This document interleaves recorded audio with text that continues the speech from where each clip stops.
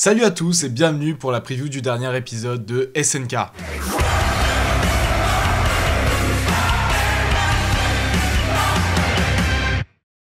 Comme tous les dimanches à 22h, je vous donne rendez-vous sur ma page Twitch afin qu'on regarde les derniers épisodes d'SNK ensemble. Je fais d'autres trucs comme les reviews, enfin la traduction des chapitres de Boruto, etc. Mais globalement, si vous voulez qu'on se mate les épisodes d'SNK ensemble, ben c'est tous les dimanches à 22h comme je l'ai dit sur Mystery Yuda. Donc voilà, alors la dernière fois, là justement pour le dernier épisode qui est sorti, il y avait eu des rumeurs comme quoi il y avait un événement au Japon qui faisait que l'épisode allait être décalé. C'est pas la première fois que ça arrive, donc j'avais pas fait de live dimanche dernier et je me suis rattrapé je crois mardi.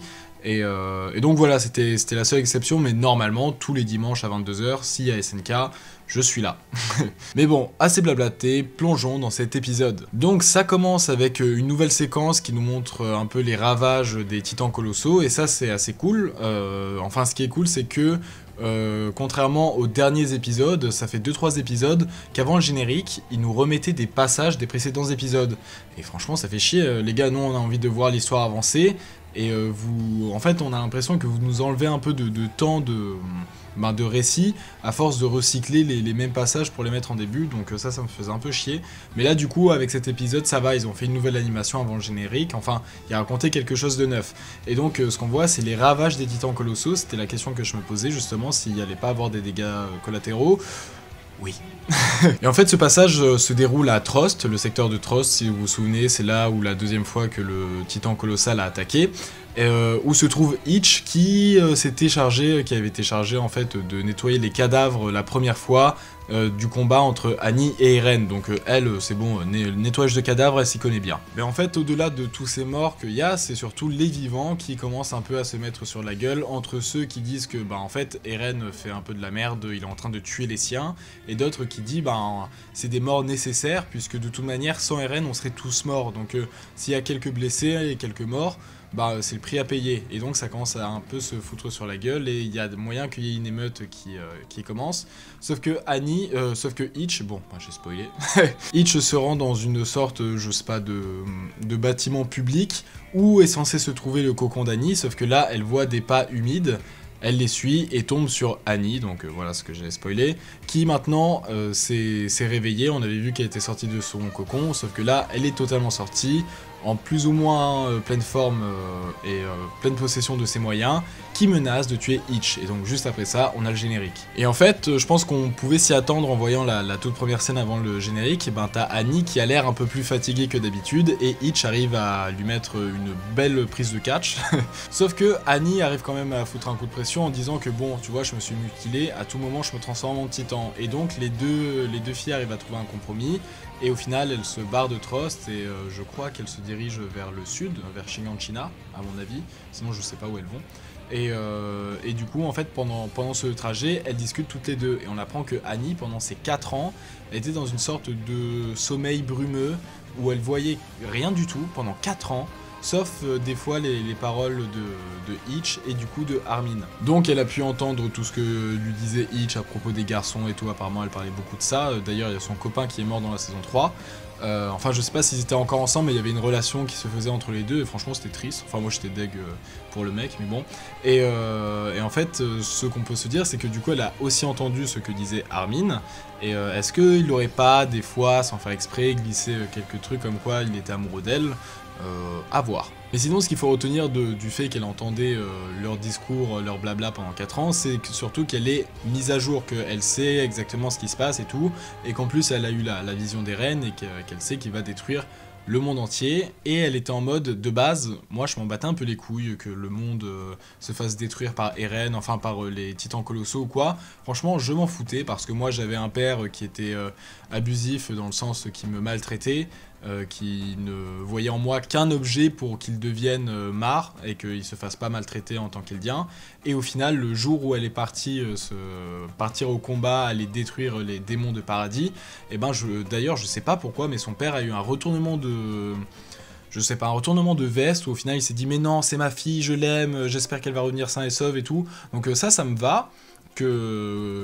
Comme histoire, sauf que je trouve qu'ils mettent pas, peut-être que ça va être expliqué plus tard, mais ils s'expliquent pas pourquoi d'un seul coup ce père qui toute sa vie, pendant je crois à peu près 13 ans, à maltraiter sa fille pour qu'au final, du jour au lendemain, il se dit « Ah non, en fait, je tiens à elle ». Enfin, franchement, c'est bizarre. Mais bon, globalement, Annie nous explique qu'à partir de ce moment-là, elle éprouvait à nouveau de l'amour pour son père, qu'elle lui avait d'ailleurs pété le genou, maintenant c'est un estropié.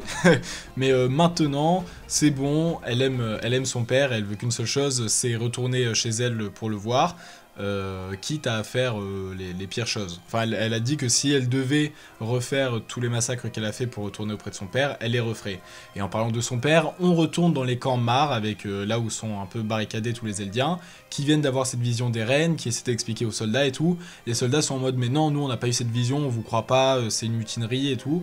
Et Leonard, là le père de Annie, va tenter de faire un truc, sauf que... POM, balle de fusil. Alors je vous le dis honnêtement, ça a coupé juste au moment de la balle de fusil, donc vraiment je pense que le père de Annie, il serait pas mort pour cette mort un peu stupide, parce que bon, franchement, ce serait une mort inutile, mais je pense qu'en fait ils ont coupé, et qu'on va découvrir que les autres Eldiens commencent à faire une mutinerie, et ont tiré sur le soldat Mar, ce qui a sauvé le père d'Annie juste à temps, et que globalement là ça va être la merde à l'intérieur de Mar parce que les Eldiens vont commencer à se rebeller et franchement ce serait cool. Mais bon, ce coup de fusil a permis de faire une transition à nouveau à Shinganshina où on voit là le général, j'oublie tout le temps son nom mais je le kiffe, qui dit qu'il a entendu un coup de feu, on y reviendra dans un instant, et en fait on découvre que quand il s'était fait péter la gueule par les pro-Jaeger, en fait il avait fait exprès, il aurait pu totalement les démonter, mais il avait fait exprès pour qu'il soit accepté parmi les pro-Jaeger et que ces jeunes-là, ces jeunes recrues, ne se fassent pas tuer, maltraiter ou quoi, donc il s'était vraiment sacrifié pour eux.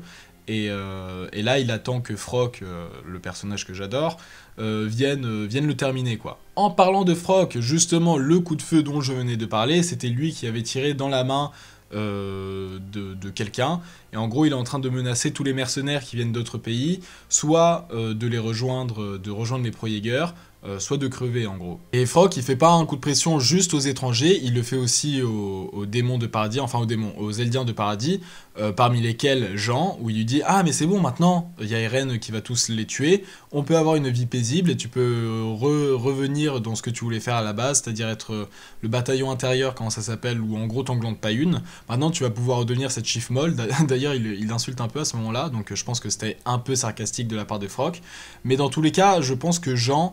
j'adore l'évolution de ce personnage parce qu'au début c'était vraiment un con et plus ça avance et plus on sent que vraiment il a de l'empathie pour les personnes, que en fait il a toujours un devoir moral qui le pousse à aller jusqu'au bout et que il peut pas par exemple tuer Falco, il avait un doute si c'était Pieck qui sortait de son titan qui avait permis de sauver Falco ou si c'était lui qui avait volontairement dévié. Il a failli se faire buter parce qu'il a pas osé tuer une fille qu'au final Armin a dû tuer. Et donc voilà, je pense que vraiment Jean, j'adore ce personnage qui est devenu vraiment gentil. Donc là ils essaient de nous faire croire que ah tiens Jean, peut-être que tu peux retourner te la couler douce, mais j'y crois pas un instant, ou ce serait triste, mais je pense vraiment que Jean va aller jusqu'au bout et soit tenter d'arrêter Eren, soit enfin pas rester inactif. De l'autre côté, parce qu'en fait dans cet épisode on voit plein de passages d'un peu partout, donc je suis désolé si c'est un peu confus, mais c'est l'épisode, on retrouve Armin et Mikasa qui sont dans une salle en train de parler, et Armin fait ses affaires pour essayer d'aller récupérer Falco avant qu'il se fasse tuer par Connie en se faisant dévorer par sa mère, parce que s'ils sauvent Falco, au moins il y a Gabi qui pourra coopérer avec eux et ils pourront trouver Reiner et Pieck, donc les deux titans qui sont cachés. Et en fait, Armin, lui, ça a toujours été un pacifiste. Il espère pouvoir trouver Connie et le convaincre de ne pas faire l'irréparable et de tuer Falco. Donc je sais pas si... Non, je pense pas que Falco va crever direct, mais je sais pas si ce sera juste grâce aux paroles de Armin, ou si Armin va être obligé d'en arriver aux mains, et au fusil, enfin, d'en arriver à la violence. Voilà, moi je me demande si... ça va pas finir mal tout ça, dans le sens où on voit que Connie était vraiment perturbé, voire 4 ans sa mère en titan, et que là il a enfin l'occasion, il lui suffit de tuer ce petit gamin qui est un soldat Mar, qui a toute sa vie été formé pour tuer les démons de paradis. Quelque part il est gagnant des deux côtés. Sauf que on voit un passage, je crois que c'est pratiquement à la fin de l'épisode, où en fait t'as Connie qui est avec Falco, Falco s'est réveillé, et Connie fait croire à Falco qu'il va l'emmener en endroit sûr et tout, alors que c'est totalement pour le buter, et t'as Falco qui est tout gentil, qui dit « Ah merci, vous êtes vraiment sympa », et je pense que ça va jouer en la balance de Falco, et que Connie va vraiment hésiter avant d'aller jusqu'à sacrifier Falco à sa mère. mais je pense quand même qu'il y aura un trop grand doute et qu'ils seront obligés de faire usage de la violence et que peut-être même Falco fera sa première transformation. J'ai hâte de voir à quoi ressemble son titan. Et là, toute fin de l'épisode, je sais pas si j'ai raté un passage, si j'ai oublié de mentionner un moment, mais bon, comme je vous ai dit, il y a plein de scènes dans cet épisode, donc c'est un peu dur de s'y retrouver. Mais je pense que j'ai le souvenir que l'épisode se termine avec Pieck et là le sergent Magat qui sont en train de regarder les titans colossaux de loin et ils se disent bah franchement c'est la merde, je vois pas quoi faire. Et à ce moment là il y a Angie, ouais je crois que c'est ça, Angie qui les appelle, qui manque de se faire bouffer par le titan charrette. Franchement c'est une chance qu'elle se soit arrêtée juste avant. Moi je pense que normalement elle aurait dû aller la bouffer sans hésitation. Mais en gros, ce que fait Angie, c'est qu'elle va demander de l'aide aux titans primordiaux et au sergent Magat, qui sont des ennemis à la base, de venir l'aider parce que Levi est toujours vivant. Mon Levi. Mais bon voilà, ça fait plaisir de revoir Levi, mais on s'en doutait qu'il était vivant, sinon elle se serait pas échappée avec lui dans la rivière. Mais bon, il a l'air en mauvais état avec tous ses bandages et tout. Mais bon, du coup, c'est bizarre, je trouve c'est un peu contradictoire. J'allais dire il s'est pas passé grand chose dans l'épisode, mais en fait c'est juste qu'il y a plein de morceaux qui se sont...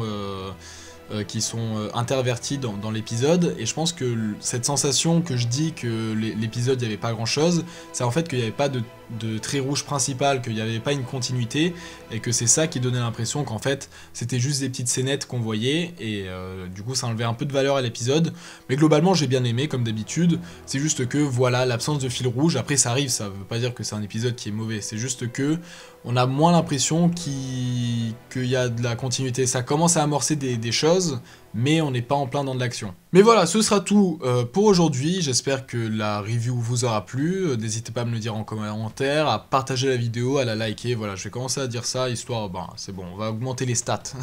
Je vous donne rendez-vous ce dimanche et tous les suivants pour voir les épisodes d'SNK avec moi. Et je vous dis à bientôt pour une prochaine vidéo. Allez, ciao!